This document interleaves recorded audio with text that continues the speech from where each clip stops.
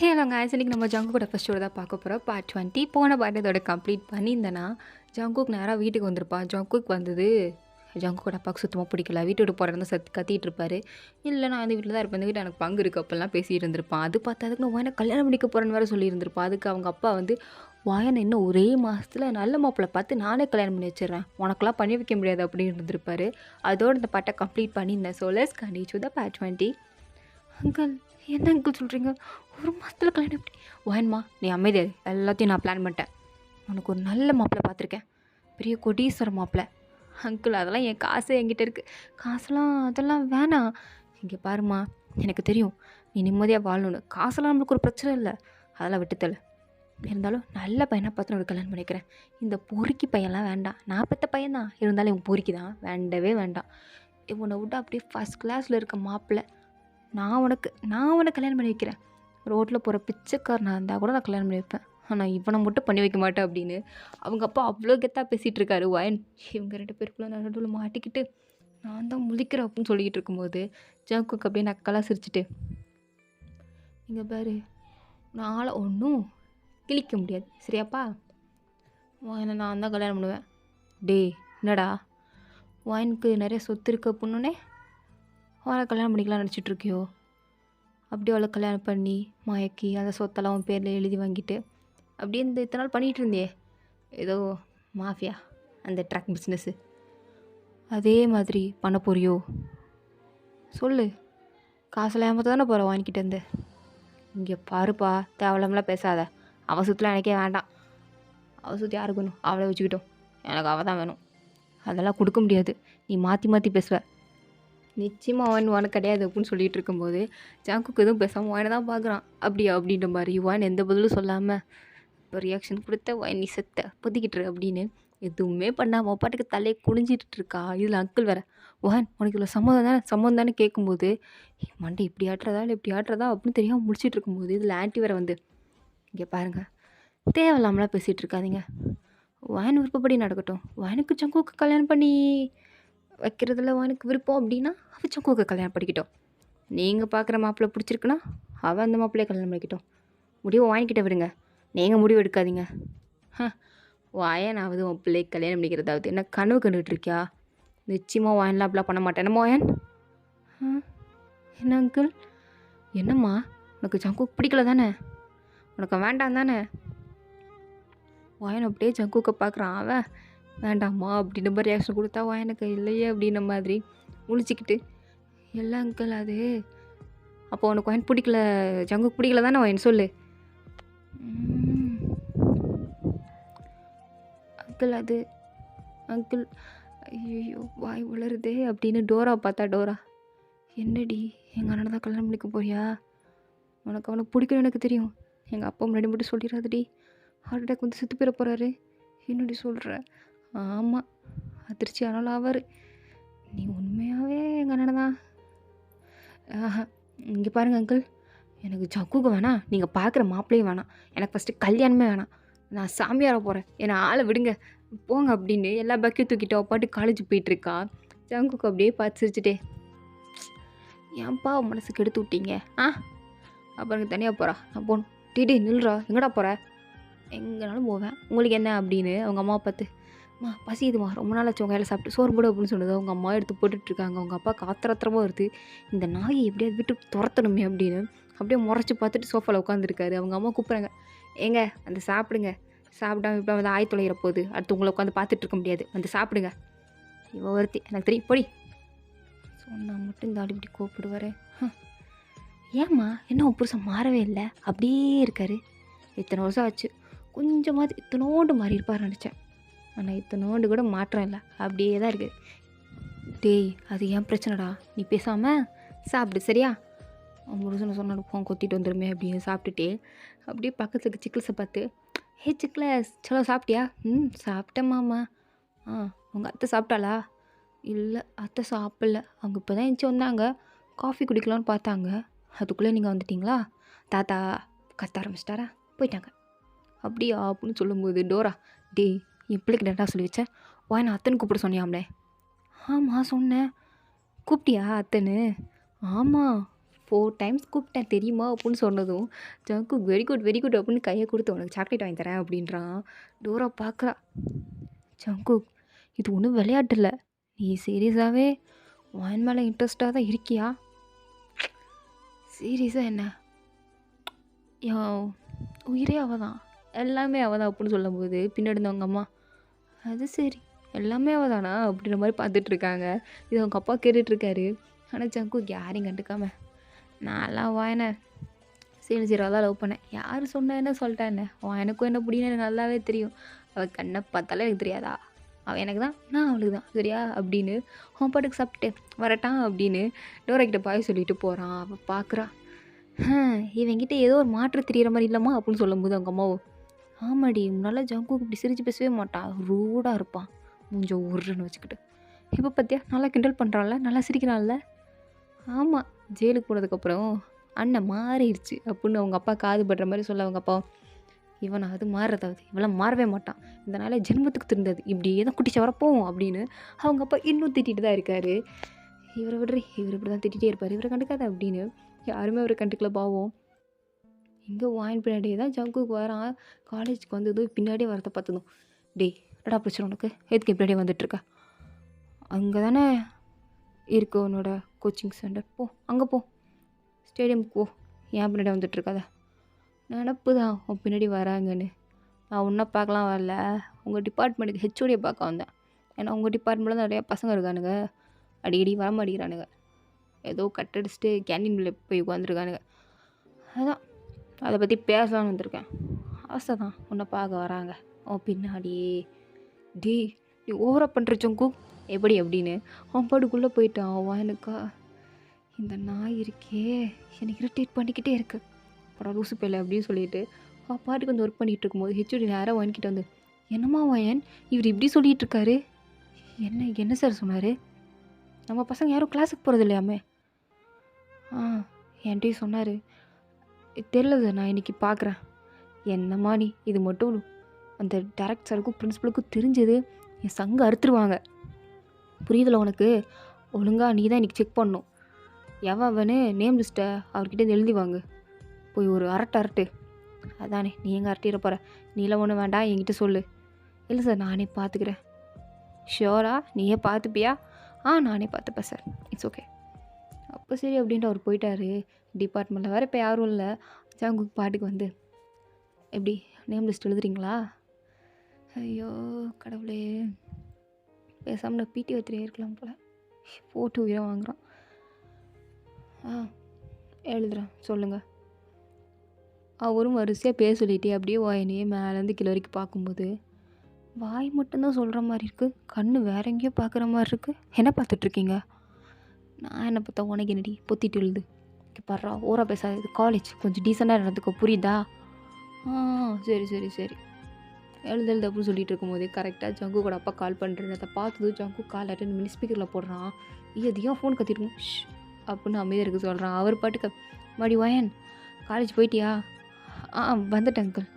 சரிம்மா இன்றைக்கி ஈவினிங் கொஞ்சம் சீக்கிரமாவா, ஏன்னா அவனை பொண்ணு பார்க்க வராங்க சரியா அப்படின்னு சொல்லிக்கிட்டு இருக்காரு. என்ன அங்கிள் என்ன சொன்னீங்க? நான் பொண்ணு பார்க்க வரேன்னு சொன்னம்மா, மாப்பிள்ளை ஆல்ரெடி பார்த்துட்டேன், ப்ரோக்கர்கிட்ட சொன்ன உடனே 4-5 வாரம் கொடுத்தாரு, எனக்கு ஒரு பையனை அதில் பிடிச்சிருந்துச்சு, வர சொல்லியிருக்கேன் வந்துடுவார், நீ வந்துடுனம்மா அப்படின்னு சொல்லிட்டு காலை கட் பண்ணிட்டாரு. வாயனா அப்பனுக்கு பிள்ளைக்கும் நடுவில் மாட்டிக்கிட்டு கடவுளே அப்படின்னு தலையில் அடிச்சுட்டு இருக்கும்போதே ஜங்குக்கு அப்படியே காண்டாயி ஒழுங்காக மறுபடியும் எங்கள் அப்பானுக்கு ஃபோன் பண்ணி எனக்கு எந்த மாப்பிள்ளையும் வேண்டாம், நான் ஜங்குக்கு தான் லவ் பண்ணுறேன்னு சொல்கிறேன்.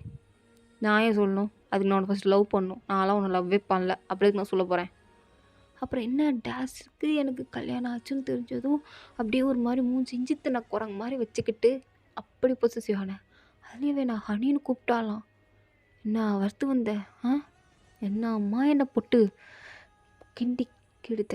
இப்போ என்ன அது அது இங்கே பேர் அது வேறு, அது நான் ஏதோ ஒரு டென்ஷனில் இருந்ததால தான் பண்ணிட்டேன், வேறு எதுவும் இல்லை. நீ நினைக்கிற மாதிரிலாம் ஒரு சுடுகஞ்சியும் கிடையாது புரியுதா? அப்போ நான் நினைக்கிற மாதிரி எதுவும் இல்லை. இல்லை அப்போது உனக்கு என் மேலே இன்ட்ரெஸ்ட் இல்லை, இல்லை லவ் இல்லை.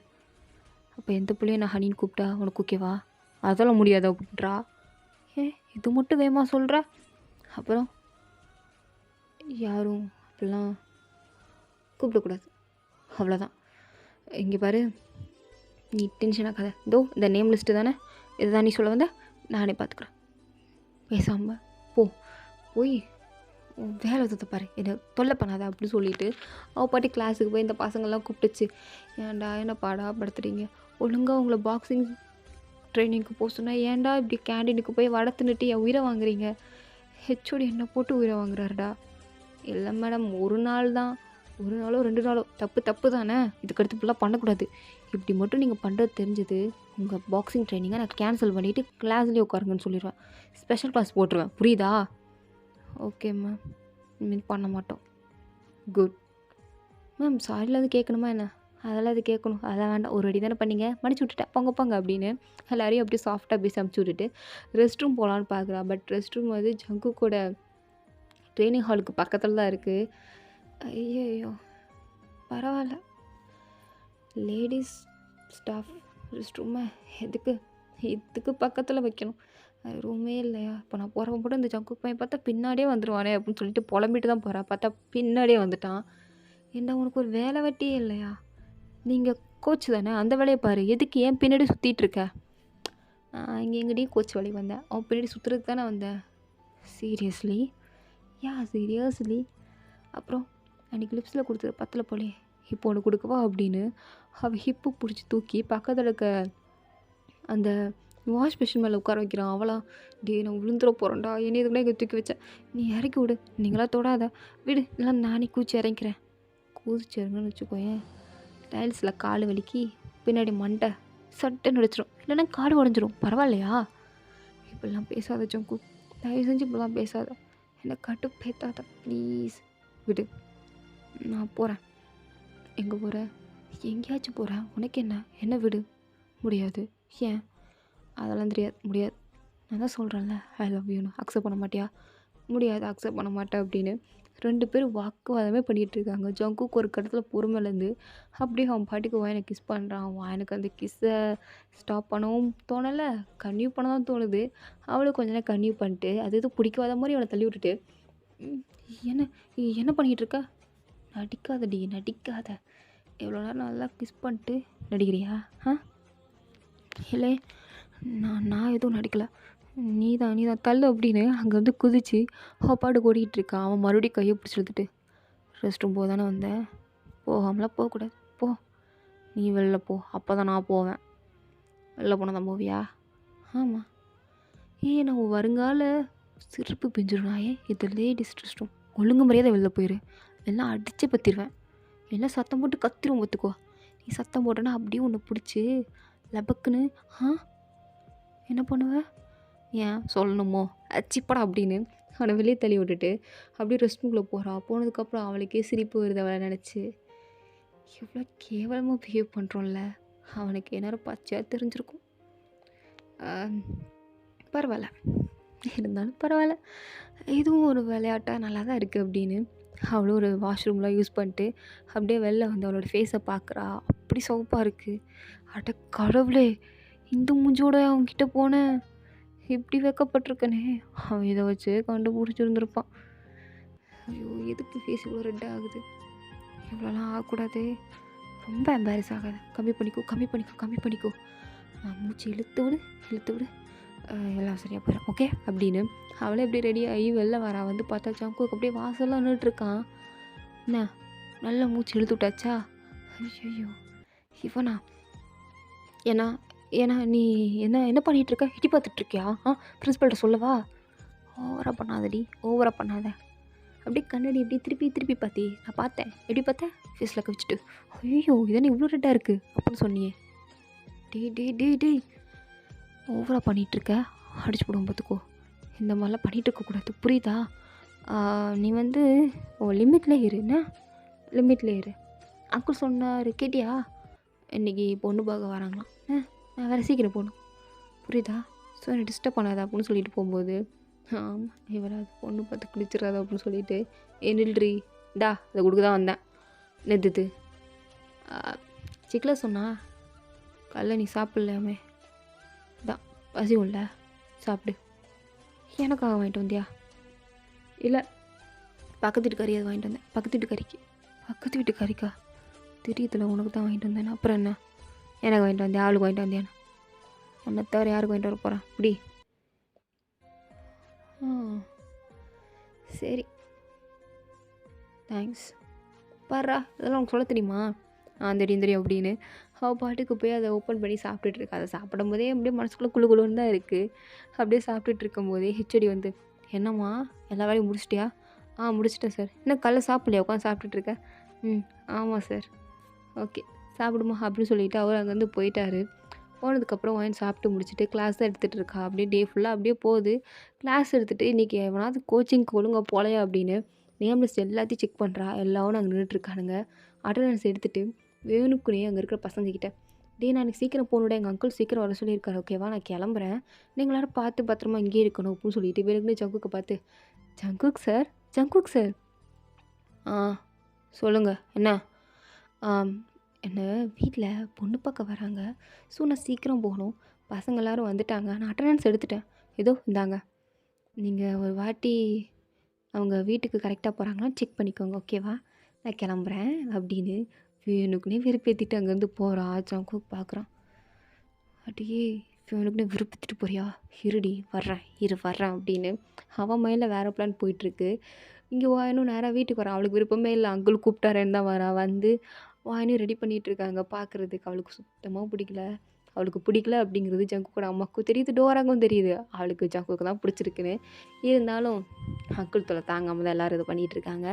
நேராக வாயனை வர சொல்லும் போது வாயனும் வந்ததும் மாப்பிள்ளையெல்லாம் பார்க்குறேன். அவளுக்கு பிடிக்கவே இல்லை. ஆனால் மாப்பிள்ளைக்கு வாயனை ரொம்ப பிடிச்சிருக்கு. அதுவும் வாயன்கிட்ட சொத்து நிறைய இருக்கணுன்னே சரின்னு மண்டையாடிட்டு இருக்காங்க அங்கிளும்.